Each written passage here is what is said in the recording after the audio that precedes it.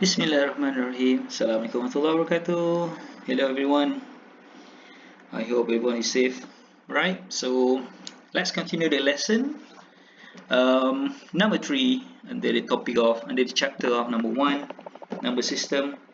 But this time we'll focus on the other group in our number system. We call complex number. Right. So under this video we discuss these three important subtopic, which is the addition and subtraction. Next will be the multiplication, and last but not least the division of complex numbers. Right. Okay, so the first part is for the addition and subtraction between two complex numbers. But before that, let's recap what the things that we learned before this. Right. Okay, so we know that um, within inside the number system, there will be real numbers and also non-real numbers. Okay, so let's focus on the real number part, the real number first, right? So under the real numbers, there will be two different groups, which is rational numbers and irrational numbers. So under rational number itself consists of integer, whole number, and natural numbers.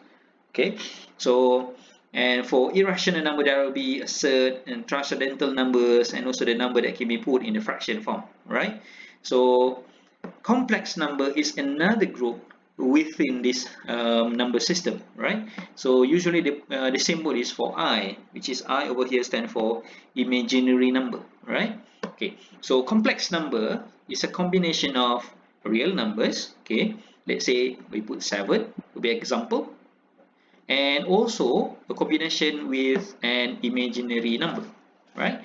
So what does it mean by imaginary number? So you can see basically in order to determine the imaginary number, you can see over here there will be an I symbol within this imaginary number, meaning there will be a coefficient with any real numbers, and also they will multiply with an imaginary symbol. Okay, right. So to be specific, we discussed about these imaginary numbers, right? And we know that the real numbers can be any numbers that can lies within the group of real numbers. It can be a fraction, it can be a set, or it can be a repetition numbers, as long as they be real numbers. Okay. So, however, for imaginary number, by definition, imaginary number is a number when you square give a negative result. Give a negative result. For example, when you square this a, you will have a negative a, right? Which is impossible to happen, right? Because we know that before this, when you square any number, okay, even you have a negative a squared, you will have negative a times negative a, right? Which is you will have a positive a. But for imaginary number, when you square that number, they give you negative result like this, right? So impossible to happen, is it? So normally this does not happen because when we square a positive number, we get positive result. Yes, for example, a squared, you will have a times a, and the answer is a squared. When we square a negative number, also you have a positive result, like this. When you square negative a, therefore you will have negative a multiply negative a, which is negative, therefore you have a squared, a squared. So because of negative times a negative give a positive, right? So you can see this example, negative 2 multiply negative 2, you have positive 4. But again, imaginary number is the number when you square give a negative result, which is impossible to happen. But just imagine such a number exists because we will need them later. Right? Okay, so let's take a look. Let's focus on this imaginary number again. Okay, by definition, when you square, give a negative result. Okay, so it's also related with the I symbol over here, right? So the unit imaginary number, like 1 for real number, is I, which is the square root of negative 1, right? I told you just now, which is when you square the number, okay, when you square the number, you will have a negative number, right? So basically, we start with the negative one. Because in order to make a number be negative, you will multiply with negative one, right? So when you square this number,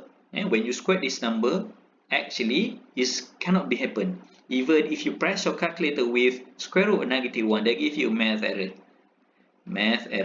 But there is a value within this negative 1, square root negative 1, which is you can use the imaginary number or complex number in order to get the value, right? Okay, now you can use your calculator in the mode of complex, right? So in calculator, you can change your calculator mode to complex in order to solve an imaginary number, right? So the first thing that you must understand for imaginary number, for complex number to be specific, is I equal to square root of negative 1, right? So because when we square I, we'll get negative 1. And by definition just now, when squared give a negative result. So this is what happened. When you square I, you will have negative 1. And if you change the order of I squared, you will have actually I equal to square root of negative 1, which is actually similar, right? You just simply change the formation of the square root becomes squared, alright? So example of imaginary numbers. Okay, you can put any number in front of the I so that the number become the imaginary number. So later you can change this I with the square root of negative 1. For example, 3I equal to 3 times square root of negative 1, right? So that I can be replaced as the square root of negative 1, which is if you press your calculator 3I, they give you math error, but actually there is a number, right? But the number we can just imagine. Okay, so we keep the little I there to remind us we need to multiply by square root of negative 1. Okay, as mentioned earlier, when you have 3I, when you have a 3I, actually this one similar to 3 times square root of negative 1. Square root of negative 1. Okay, alright. So we come back later with the imaginary number, but we're using only for the operation that happen in between two complex numbers, right? So complex number is a combination between real numbers and imaginary numbers. So when you combine these two, okay, real part and also imaginary part, then you will have a complex number. So complex number example 1 plus I, 39 plus 3I, and so on. So as long as you combine between these two, then you will create a complex numbers, right? So now let's take a look the addition and subtraction of two complex numbers. So how to perform some operation, especially when you have operation of addition and subtraction, right? So what we're going to do, so to add or subtract two complex numbers, we add or subtract each part separately. Okay, for example, you know that complex number is a real part plus with the imaginary part, right? Imaginary part.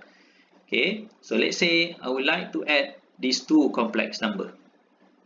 Right, so what we're gonna do, number one, we will expand. So RE plus IM plus RE plus IM. So remember, each part separately. Okay, so RE plus RE plus IM plus IM. So you will have 2RE plus 2IM. So meaning you settle for the operation separately. Okay, so add or subtract the real numbers and add or subtract the imaginary numbers separately, right? So therefore you will have this kind of equation when you add or subtract two complex numbers, right? I did explain just now how do we create the equation just now, right? Which is you settle separately for both imaginary and real part. Okay, so in general, let's say you have a plus bi minus a plus bi.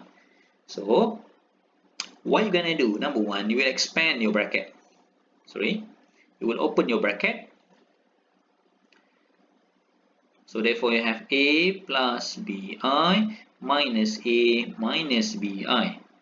Okay, remember real part with the real part, so a minus a, imaginary part with imaginary part. oh sorry, it becomes 0, I think. So plus bi minus bi. So a minus a is 0, bi minus bi is 0. Okay, it's not a good example, but this is what I mentioned, which is you settle for real part with the real part, imaginary part with imaginary part. But first thing first, of course, you have to expand the bracket, right? So let's take a look at this example. How do we create the solution of the operation between these two complex numbers? So let's say we have 3 plus 2i plus negative 1 plus 4i. So number one, you have to expand the bracket. Open the bracket, then you have this one. So remember, real part with the real part, imaginary part with the imaginary part. So therefore you have 3 minus I plus 2i plus 4i. You just settle that I, like you simplify the constant or the unknown, right? So 3 minus 1 is 2, 4i plus, sorry, 2i plus 4i, that will be 6i. Okay, so you treat that I like a unknown, like a constant, right? Okay, another one. So let's try this. 7 minus I minus negative 3 plus 6i. So therefore, you have to expand the bracket. Plus 3 minus 6i. So 7 plus 3 negative I minus 6i. Therefore, you have 10 minus 7i. This will be the final answer. Okay, so therefore, you should try some exercise from 11.08 from the Delta, page number 200. Alright, but I would like to show you a few examples here. Okay, so evaluate the sum and difference. So I'm going to choose question L. Question L. So you have x squared minus yi minus y squared plus xi. Right, so therefore real part with the real part, imaginary part with the imaginary part. So nothing happened over here, you just put as the answer. So x squared minus y squared. But over here what you can do is you can put the I sign over here and change the put in the bracket. So therefore you have the real part, and over here you have an imaginary part. Okay, so over here real, and over here is the imaginary part. You can see the coefficient of your I over here will be the imaginary number. Okay, next, question number 2. Show the addition of 2 plus I plus negative 3 plus 4i on the Argand diagram. For your information, Argand diagram is the Cartesian axis, okay, for a complex number. Okay, for example, let's say you have coordinate x and y. So we put the vertical line be the y and the horizontal axis be the x, right? So let's say you have coordinate of 4 and 3. So therefore you put 4 over here and 3 over here, let's say. So therefore this is the coordinate for 4 and 3. But for the complex number, we call them as the Argand diagram. But actually should be the same, which is, so let's say you have an complex number, therefore the vertical line right now is not a y, this is actually your imaginary number. Okay, and over here that will be the real number. For example, let's say you have 3 and 4i, for example. So therefore your real part is 3. So let's say put over here 3, and your imaginary part is 4. So let's say this is 4. So this is your imaginary number 3 and 4i. Okay, but how to create this operation between these two complex number, and we put in the Argand diagram. Right, so let me show you how we create this diagram. Right, so first thing first, you must understand the operation first, which is what we want is the 2 plus I, and then plus with negative 3 plus 4i. So number one, you have to expand the bracket, okay, and try to get the answer of this operation. So 2 minus 3 is negative 1, and 1 plus 4 is positive 5. So don't forget to put plus I. Okay, in the Argand diagram, Okay, remember, on vertical you put as your imaginary part, and in horizontal you put as the real part. Okay, now you have 3 points. This is first point, second, and the third point. Right? So your job is try to put the sign for number 1 and number 3 first, because usually for point number 2 will be the transposition ataupun the movement of the point from number 1. Okay, so number 1 you put the point number 1 on the Argand diagram. So 2 and I. So let's say over here we put 2 and I over here. So you put the coordinate of 2 plus I first.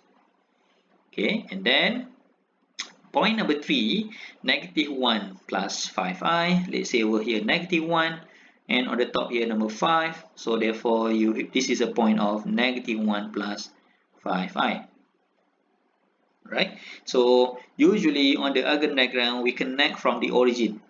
Okay, let's say this is the origin. Okay, 0, 0 over here. This is going to be the origin, and you create a straight line that map or connect to the point of 2 plus I. And also, okay, put small arrow to represent the movement of the point from the origin. Next, create another point here that connect. Use the straight line, use your ruler by the way, and create another point, another arrow to represent the movement of negative 3 plus 4i. What does it mean by you add the operation, or you add the point number 2, negative 3 plus 4i, meaning you're going to move to the left by 3 unit. Okay, 3 unit to the left and 4 unit to the top. So therefore 3 unit to the left, meaning starting from here, point number 1, point number 2, point number 3. So therefore you stop at negative 1, and then 4 unit to the top. So you're going to move your point 1, 2, 3 and 4. So that's why we have this point. So the last one you connect using another line and put the double arrow. So therefore you have this one. You have this one. So which is you just simply connect them in your Argand diagram. But don't worry, this is not in your syllabus. We try to understand the situation over here. What happens if we move some complex number with another complex number? So actually you will create another straight line that connect also from the origin. So that's why we produce negative 1 plus 5i. Okay, all right. So also you can try the rest of the question, and we'll come back to the next video. Thank you.